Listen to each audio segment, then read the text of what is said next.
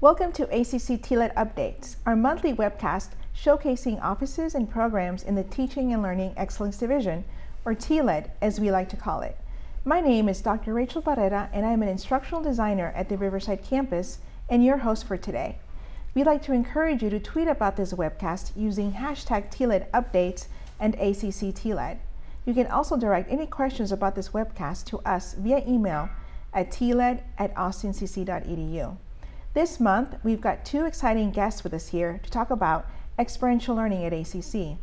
Experiential learning is literally learning by doing, or could be thought of as learning through the reflection of doing. We have several offices at ACC that offer experiential learning opportunities to our students. One office is service learning, and the other is cooperative education and internships. Here with us today are the directors of these two offices under the TLED organization. I'd like to welcome Dr. Lillian Huerta, Director of Service Learning, and Dr. Sam Greer, Director of Cooperative Education and Internships. Welcome, Lillian, and welcome, Sam. Thank you. Thank you. So, can you talk to us a little bit about, Lillian, what you do, and then Sam, how both of you came into your roles?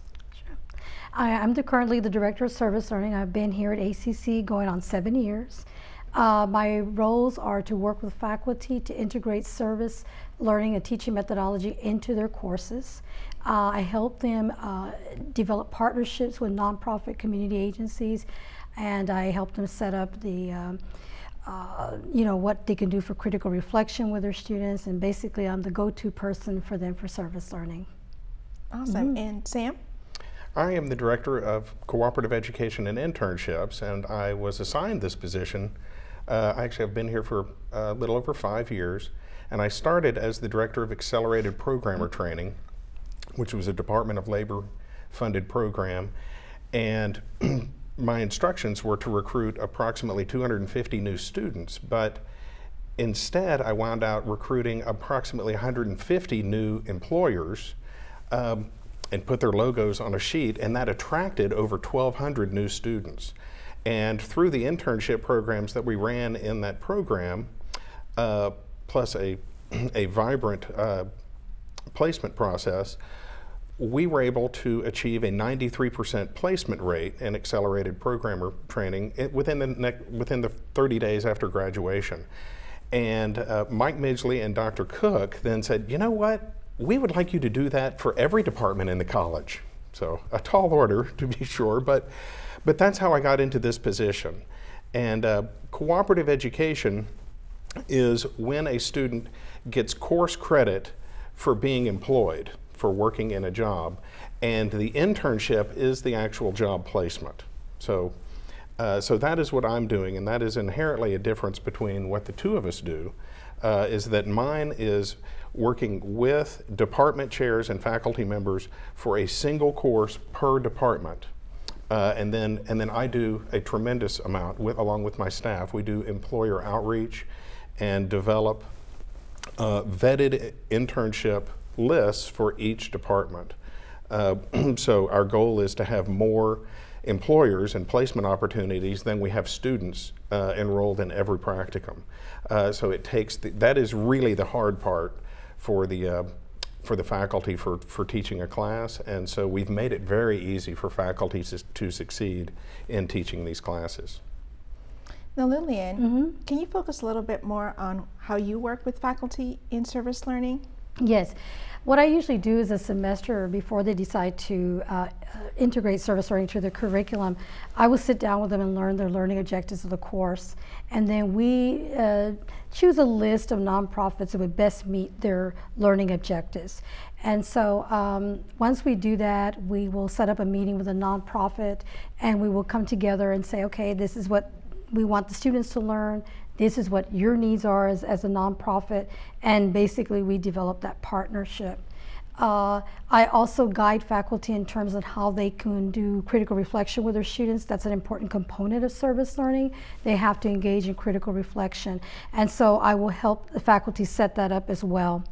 I also will train students to how to interact in a nonprofit, because a lot of time it's their first time experience being out there. And so I talk to them about safety and about general rules and behaviors and dress codes and that sort of thing. So But that's basically what I do with faculty and students and so forth. Wonderful. So we already know that volunteer opportunities, internship opportunities, service learning, cooperative education, those experiences really round out a student's academic career. How does ACC support students and connect them with important community partners? Well, I think when I came on board back in 2011, at the time as Dr. Kinslow was the president, and faculty really advocated to have a service learning office. They really wanted to hire somebody that would be dedicated just for this. And the fact that they did get the monies and they did hire someone to take over that really showed the commitment on ACC really wanting to engage students in the community and so forth. And what kind of partners have partnered with you in service learning? Wow, we have a whole array of them, but the ones that really stand out is IACT. We also work with Caritas, with the Austin Independent School District, with the Women's Storybook Project, in which that particular nonprofit deals with children that have parents who are incarcerated. So we have some philosophy students doing service learning there. So. And IACT is what? Okay. It's Interfaith Act of Central Texas. Wonderful. Yes. And Sam, what kind of partners have partnered with you in offering cooperative education and internship opportunities?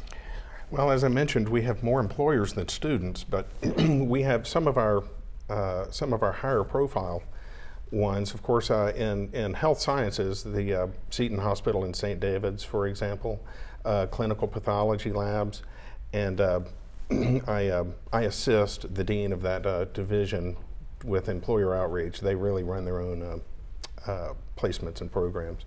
But then with others, we have, there is a Texas Department of Information Resources contract that we recently signed, which is every state agency and all the counties, including Travis County, of course, City of Austin, Austin ISD. So those are all for IT and related placements. We're starting a comprehensive program with Apple next fall. I have great relationships through various professional associations like the Austin Regional Manufacturers Association, through whom we are placing everything from electronics and advanced manufacturing students to things like accounting and supply chain logistics students, management. And then through Bio Austin, we are developing a comprehensive biotechnology internship program. And so really we have, we had a very successful management internship fair last Friday where we placed 100% of our students on that day. And we had more employers than we had students. So what we're trying to do with these is we have several departments that had 0 interns last fall and have full sections this spring. So that's what we're really assisting departments to do, is to increase from a small number of 1 or 0 to 2 students up to full sections. That's really the goal, is to have a robust internship program for every department that wants it. Oh, that's very exciting. Congratulations. Thank you. So can you both give me some examples of what our students are learning through these types of opportunities in terms of learning outcomes for them? I know for our students, according to their stories and their reflections, is learning to develop their leadership skills. A lot of them don't realize they can make a difference in the community. And to see them have an impact on the populations they serve really grows their self-esteem. And they learn to communicate more effectively, and they learn to take on more leadership roles. They gain confidence, and that's one of the biggest things. And I think also too, as one student quoted to me last semester, it's just not about getting an education. It is about making a difference in the community. It's about having that responsibility to the community. And that really hit hard, because I was like, that's exactly what service learning, ultimately the goal, is not just to have you come out and be able to have authentic learning and bring books to life for you, but to actually carry that sense of consciousness to become a social agent of change, to want to make a difference, and to actually go out there and do it. Can you give an example of a student project that happened through class that helped a community or a group of people? Yes, a few years ago we had a faculty member, Dr. Margarita DeCierdo. She teaches sociology here at ACC, and she was teaching survey methods and such, and so she had her students go out into the community and do surveys with, it was a grant that Austin had gotten, the city of Austin, and they wanted to do Colony Park, I believe. They were going to revitalize the community, and so her students went out there and did surveys to determine what were their needs as far as health needs, grocery stores, lighting, things of that nature. And her students went out there, they constructed the survey, they issued out the survey, they analyzed the data, and they got to present it at a town hall meeting. And so they were part of that whole restructure of that particular community, that neighborhood. Exciting. Wow, all through an ACC class? All through an ACC class. Amazing. Absolutely. And Sam, can you also share with us some examples of learning outcomes for students through the internships? Certainly. I just would build on what Lillian just said. It's about student engagement and what our students do. Well, there is a National Association of Colleges and Educators study that showed that students who have had an internship 5 years out after graduation are far more successful than their peers. There are any number of reasons for this, but one is that even if they don't stay with the company that hired them for their internship, they are then applying for their second job in their field of study. They have a management reference, so you wind up not having a student who has a degree but then winds out going into retail or some sort of area that is not within their area of study. And so it is far more successful, a track to have an internship than to not have one. And we've had several students, and again, you're in your field of study, who have come back a year after they graduated, and they're sitting on the other side of the table. They are interviewing ACC students to hire them for internship positions, and that is a phenomenal success in our book. And so, and again, we just want to have students who are put into a vetted position, meaning that we have researched it and we've made sure that it achieves all of the learning objectives that the department chair and faculty have instructed us are appropriate for that student. Mm-hmm. And I also strive to get paid positions. So, I mean, sometimes I can't do that for all departments, but they set their own learning objectives. They're the subject matter experts. And so they just give them to me, and then we do the research and try to find a number of employers that will suit their needs. We also assist them with anything from best practices and setting it up. ACC has now joined several national organizations in cooperative education and internships, so we can assist with that. We have standardized forms. We've really made it easy for the faculty to either develop or grow their programs. Well, all of this sounds really wonderful. So let's say, for example, Sam, I'm a faculty member and I'm really excited. They just saw the webcast and they want to be able to do this with you. Can you walk us through the steps to be able to provide these, the opportunities that you provide to students as a faculty member? What's the first step? Certainly. Well, the first step would be to talk to your department chair and gauge interest there, because obviously it's a non-starter if your department is not interested. Also, if you are a workforce program, you have an industry advisory committee. Are they supportive of this? Then the next thing is that if you all have determined this, call me and I'll come out and discuss it with you about what level of service you would like. We have a cafeteria plan, meaning that you can choose certain services that we offer and not others. It's whatever level of service you would like. Some departments have taken all the help that we can offer, and others have just done, well, we just need some occasional assistance with employer outreach. That's your choice. But then you can call me, and what we would need is a single point of contact, which generally starts initially, at least, as the department chair. So I'll go meet with the department chair. I've connected with with all of the deans virtually, so so we have the groundwork there. Do you need to develop a course from scratch? Do you have one sitting on the shelf? An awful lot of departments have these old courses, but they were mothballed with the 60-hour rule. All we have to do is bring them off of the shelf. It's already approved. Or do we need to develop a new one through the curriculum committee and whatnot, all of which we can help with. Then once we get going, we can assist with setting up the course. Again, we have in various best practices and modules and whatnot. Or you can develop your own course. That is purely up to you. We are a service provider for the faculty and for the departments. Oh, thank you. And Lillian, same question. If I'm a faculty member excited about service learning, wanting to implement it into my class and make it available to my students, what's the first step and what do I need to do? Sure. You definitely want to contact me because I can help you get started on the right path for sure.